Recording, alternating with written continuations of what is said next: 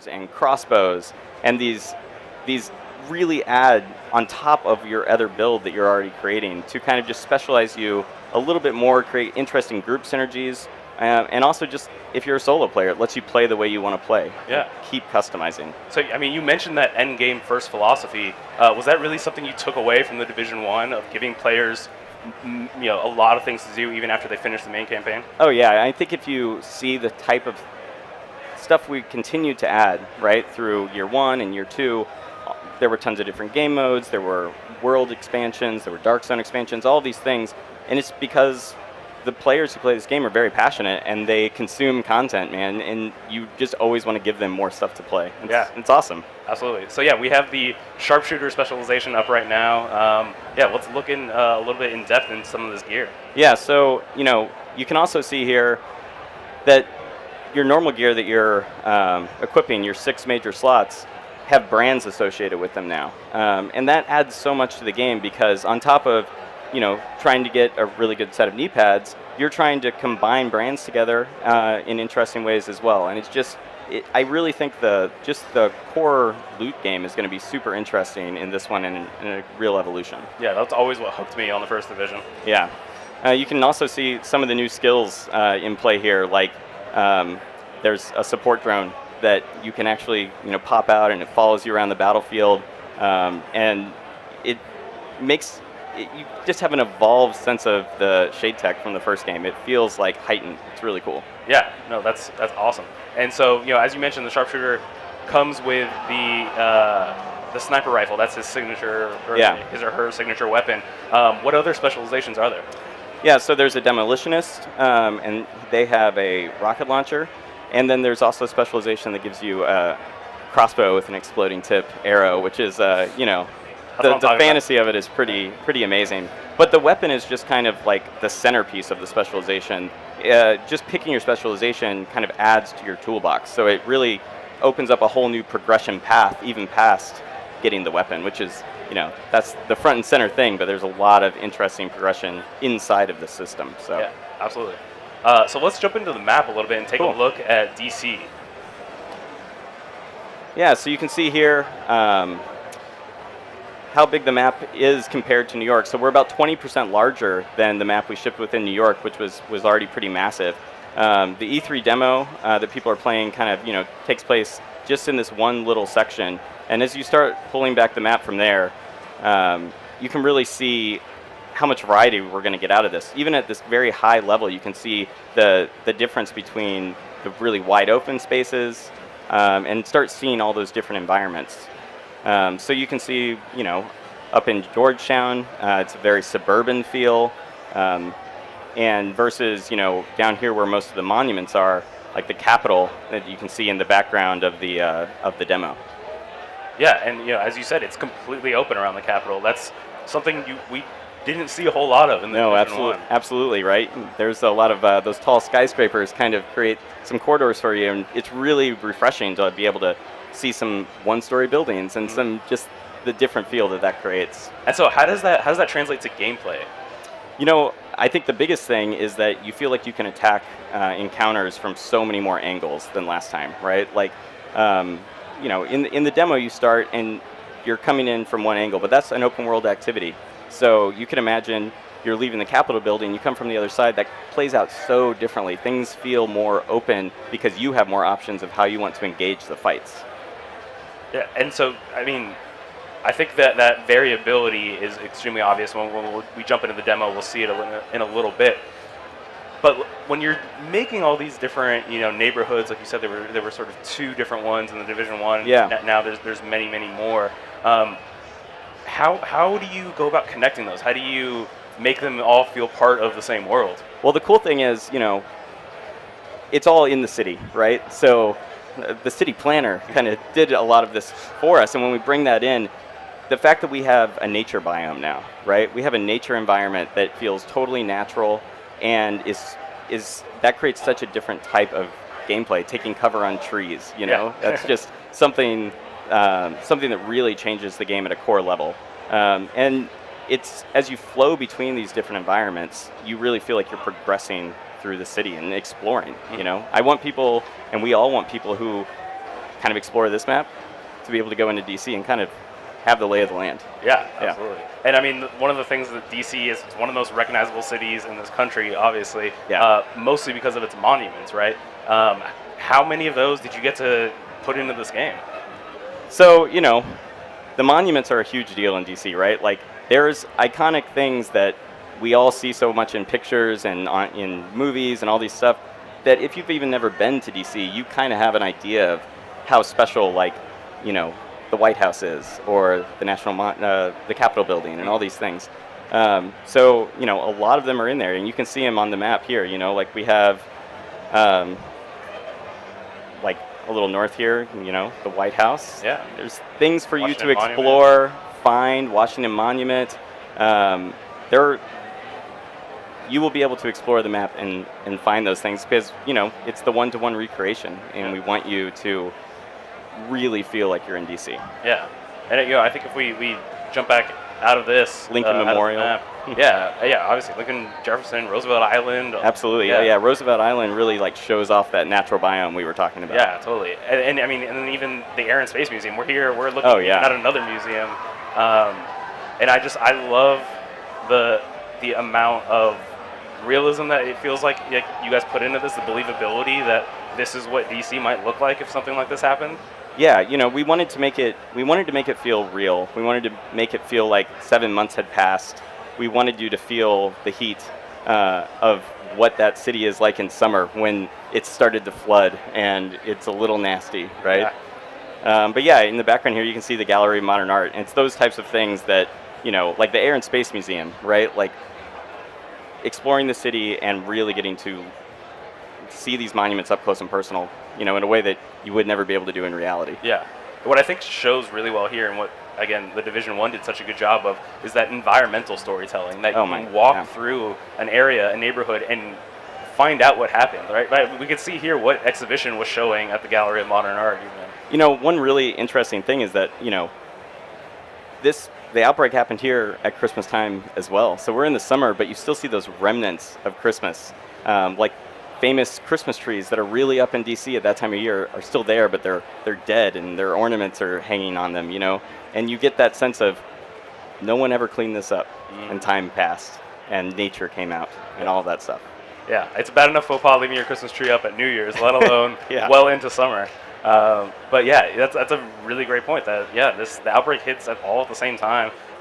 What happens when it's 6 months down the line, and you know, how do you deal with that? True Sons have this area locked down, but if you can capture their control point, you'll be clearing the way for the settlement to take it over.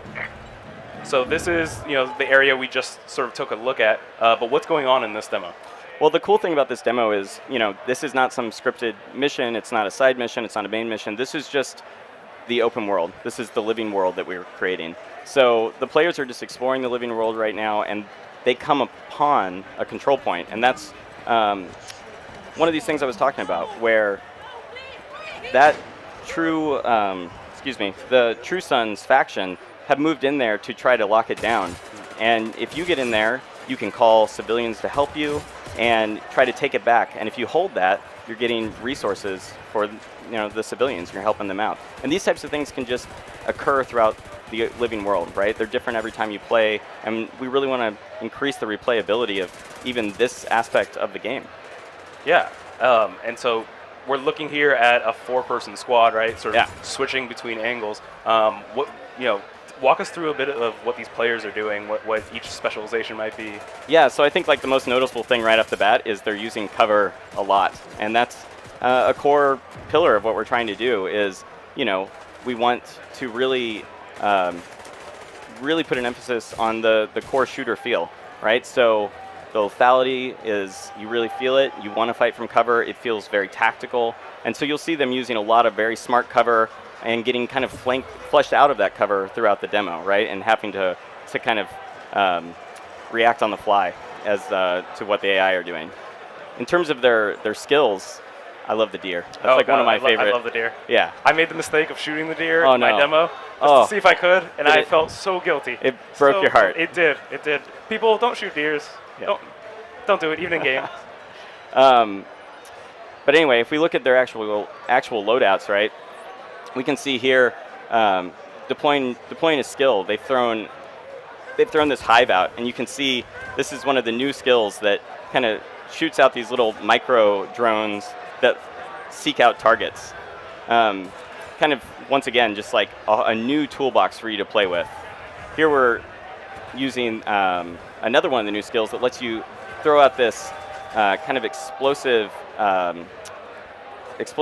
mist into the air, and when bullets penetrate inside of it, it lights on fire. Oh, so there's clouds of fire. Clouds of fire, right? And you can imagine you could lay down this cloud of fire, throw the hive in there. The hive lets out the chain reaction of fire throughout the battlefield. We're trying to create a lot of interesting synergies between what players can actually build. Yeah. And I think, we started off in sort of a enclosed interior space, and now we see, the Capitol building in the background. It's a much more open space, like you were talking about, than we'd ever seen before. Yeah, absolutely. I think even that first building we went through, you could have come in through the second story or the bottom and attacked from all these different angles, and it feels like you have options. But then you get into an environment like this, and you could completely 360 flank around this space. There's tons of different tactical positions, and I really think it's going to add to the replayability of the game. I'm really excited about it. Yeah, and you're totally right. Just even seeing here trees and grass and greenery, in the hot DC summers, feels like a total change of pace for the Division.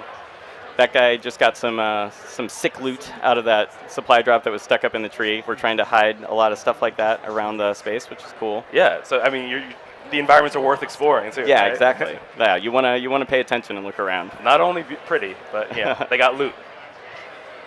That's what this is really about. Just give me more loot. Yeah, right. Yeah. So here you can see, the control point is up. The True Sons have captured it.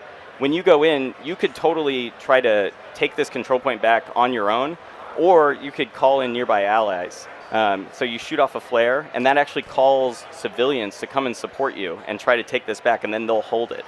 And they're really out there, and they really have to travel to this space, and it's all part of this living world simulation. That's awesome to hear. Yeah. So, I mean, we're looking at a 4-player team right now, but of course you can play this all by yourself. So if you need a little support, absolutely. Shoot that flare up, right? You got it. And you can kind of get into position, shoot off the flare, see them approaching, wait to attack until they're there, and kind of really plan out your attack in a more strategic way. Yeah, that's awesome. So here they're fighting the True Sons. What's important about this point? Why is it a control point? So each of the control points, there's lots of them littered all around the environment, but they're places that would have some sort of resource that these factions and these settlements need. So it might be water supplies or food, or there's varying things that they go after. But yeah, each environment has something that these factions want out of it. And this one on top of it is, an amazing crashed Air Force One, which kind of does add to the spectacle. Oh yeah, certainly. What I think what's cool that we're seeing here too. Yeah, you'll see the task force has just arrived from when he kicked it in. Sorry to. No, absolutely. But we get all these different perspectives, and you see how different you can play. You can be right up there in the middle with a shotgun, Like this person just pulled out their specialized weapon, which is the grenade launcher. And you actually have to collect special ammo for that. So you'll be collecting special ammo for your weapon as you play, and and then using it at really the right moment, right? So it's these big explosions of power that are super impactful on the battlefield. Yeah, we just saw the drone there as well. Yeah, this person just pulled out their 50 cal sniper rifle. It's pretty meaty. Take a look at the map overall. So why don't we jump into that? Yeah, cool. So this is the start of the demo that players can play on the show floor. So you can kind of see here, right away, summer, very different kind of environment. You can almost feel the heat. And if I jump into my inventory, you can start seeing some of the changes we made to that nitty-gritty part of the RPG. And the biggest change right off the bat is the specialization weapon, right? When you hold on, I just want to stop you right there. We're still talking a little bit more about DC, showing off some of the more detailed environments.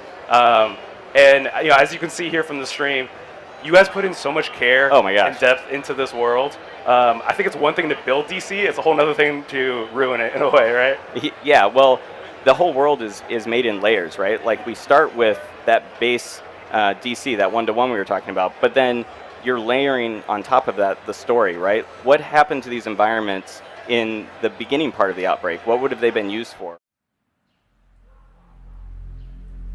How could this have happened here?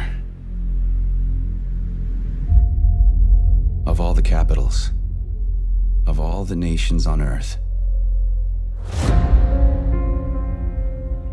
none more vigilant, safeguarded, prepared. Was it vanity?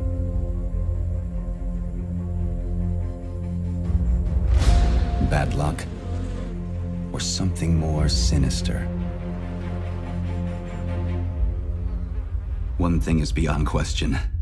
This is where we push back. This is our defining moment. If we fail, our nation falls. We are the free world's last line of defense.